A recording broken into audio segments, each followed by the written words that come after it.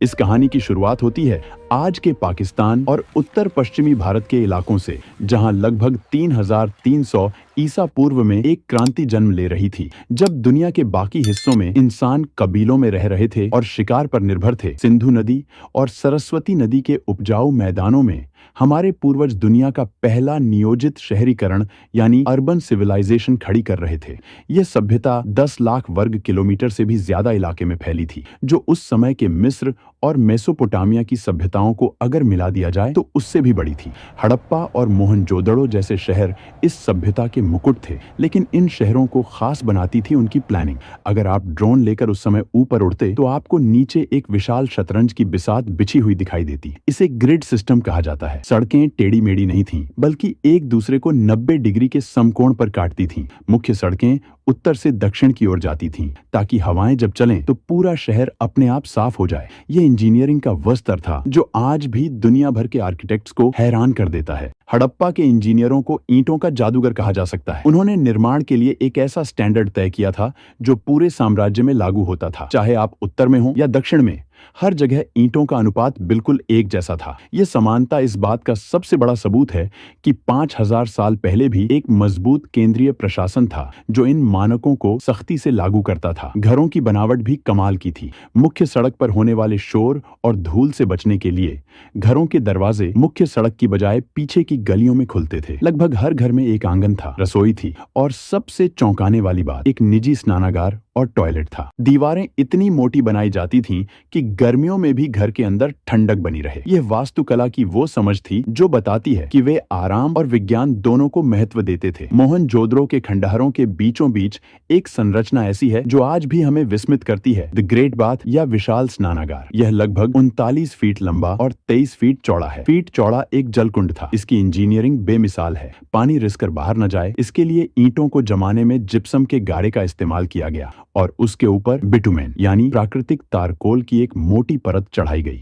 यह दुनिया का सबसे पुराना वाटरप्रूफिंग का उदाहरण है। इतिहासकार मानते हैं कि यह सामाजिक या धार्मिक अनुष्ठानों के लिए इस्तेमाल होता था। लेकिन पानी की कहानी सिर्फ यहाँ तक सीमित नहीं थी। गुजरात के धोलावीरा शहर ने तो जल संरक्षण में कमाल ही कर दिया था। यह शहर रेगिस्तान के बीच में था, इसलिए वहां के इंजीनियरों ने बारिश के पानी को इकट्ठा करने के लिए विशाल जलाशय और बांध बनाए। उन्होंने चट्टानों को काटकर ऐसे चैनल बनाए जो नदी के पानी को शहर के बड़े टैंकों तक लाते थे। धोलावीरा का जल प्रबंधन सिस्टम आज भी आधुनिक हाइड्रो इंजीनियर्स के लिए एक केस स्टडी है। हड़प्पा की अर्थव्यवस्था की रीढ़ थी उनका व्यापार, और इस व्यापार का केंद्र था लोथल। गुजरात के तट पर स्थित लोथल में दुनिया का सबसे पुराना जात मानव निर्मित बंदरगाह मिला है। यहाँ ईंटों से बना एक विशाल बेसिन था जहाँ समुद्र से आने वाले जहाज लंगर डालते थे। यहाँ से हड़प्पा के जहाज तांबा, हाथी दांत, मनके और लकड़ी लेकर मेसोपोटामिया, आज का इराक, ओमान और बहरीन तक जाते थे। मेसोपोटामिया के प्राचीन लेखों में हड़प्पा को मेलुहा कहा गया है।